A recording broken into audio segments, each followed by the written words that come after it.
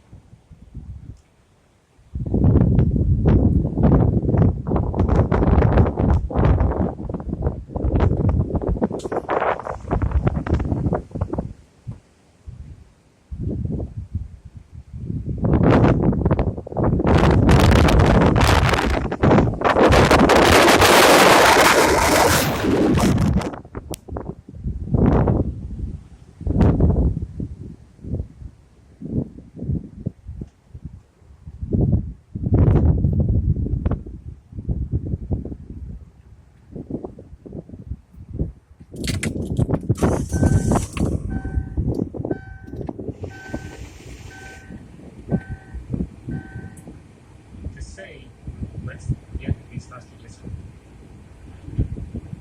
only effect on the entire region. So in Brave, have you felt that support from the United States that you were expecting?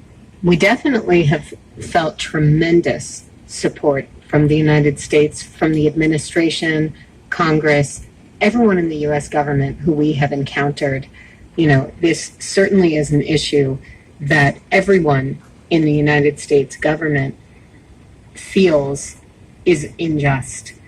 America does not stand for people being stolen and dragged from their beds and held hostage. And, you know, this is such an unique and strange cohort of people being held. The youngest, of course, is Kfir Bibas, who has spent the last 6 months in captivity. He's now 14 months old, actually 15 months old now.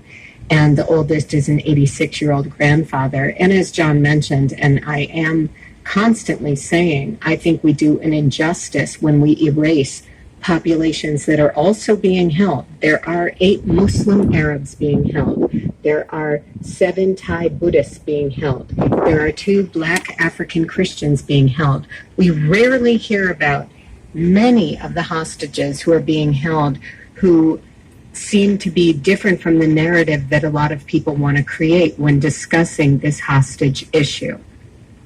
That was Rachel Goldberg and John Poland speaking with Marco Werman. Their son, Hirsch Goldberg Poland, was taken hostage on October 7th. The fate of Israeli hostages in Gaza is, of course, a huge concern now in Israel. But after 6 months of war, Israelis and Palestinians face other critical issues as well.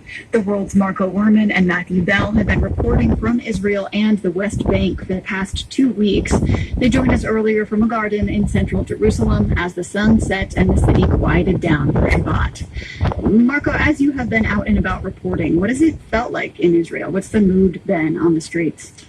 Our team, Carolyn, arrived here 2 Mondays ago, and the tension immediately was palpable when we landed, and objectively, it only seems to have risen. But I've also seen more in 2 weeks. At first, the mood was defined, by pictures of the hostages, yellow ribbons everywhere. But then the 6-month mark since the attacks and the continuing war, no ceasefire in sight, hostages still in captivity after 188 days, people dying by the thousands in Gaza, how those gut-wrenching scenes have rippled out across media in the West Bank away from Gaza, and Palestinians there who'd already felt the increased pressure of the Israeli military closing in on them in those territories, especially since last October. You take that all in, and it leads now, on this Friday, to a heightened sense of tension. Matthew, I want to go to you